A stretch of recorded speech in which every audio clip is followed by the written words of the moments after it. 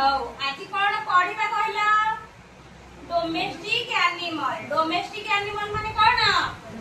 ଗୃହପାଳିତ ପଶୁ ମାନେ ଘରେ ଆମେ କୋଉ କୋଉ ପଶୁ ମାନଙ୍କୁ ରଖୁଛେ ବୁଝିହେଲା। କଣ ପଢିବା? ଘରେ ଆମେ କୋଉ କୋଉ ପଶୁ ମାନଙ୍କୁ ରଖୁଛେ ଦେଖିବା। କଣ କଣ ରଖୁଛେ କହିଲ ଆମେ ଘରେ? ତମେ ମାନେ କଣ କଣ ଜାଣିଛ କୁହ? ଖାଲି କଣ କଣ ଜାଣିଛ କୁହ? ଘରେ କଣ କଣ ରହୁଛି କୁହ? ହଁ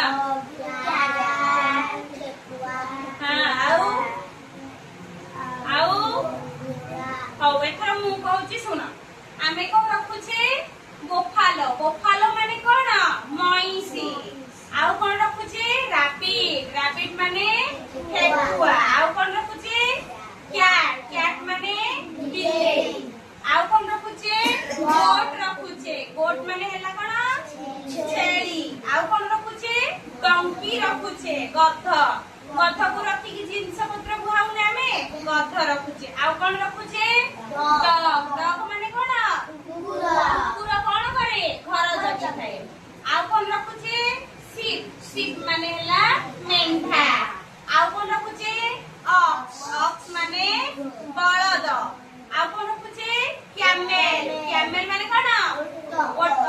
ଓଟ କଣ କରୁଛି କହିଲ? ଜିନିଷ ପତ୍ର ସବୁ ବୋହୁଛି। ଆଉ କଣ ରଖୁଛେ? ହର୍ସ। ହର୍ସ ମାନେ ହେଲା ଘୋଡା। ପିଗ ମାନେ ଘୁଷୁରୀ। ୟାକ୍ ମାନେ ଚମରି ଗାଈ। ହେଲା ବୁଝିଲ? ଆଉ ଥରେ ଯିବା। ଏଥର ଜଣ ଜଣ କରିକି ଗୋଟେ ଗୋଟେ ନାଁ କହିବ। ତାପରେ ମୁଁ ଆଉ ଥରେ ପୁଣି ତମକୁ କହିବି ହେଲା।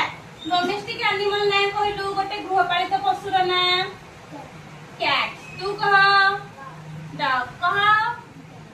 ଡଗ। ଡଗ ମାନେ ହେଲା କୁକୁର। ତୁ କହ ଗୋଟେ। କ୍ୟାମେଲ। କ୍ୟାମେଲ ମାନେ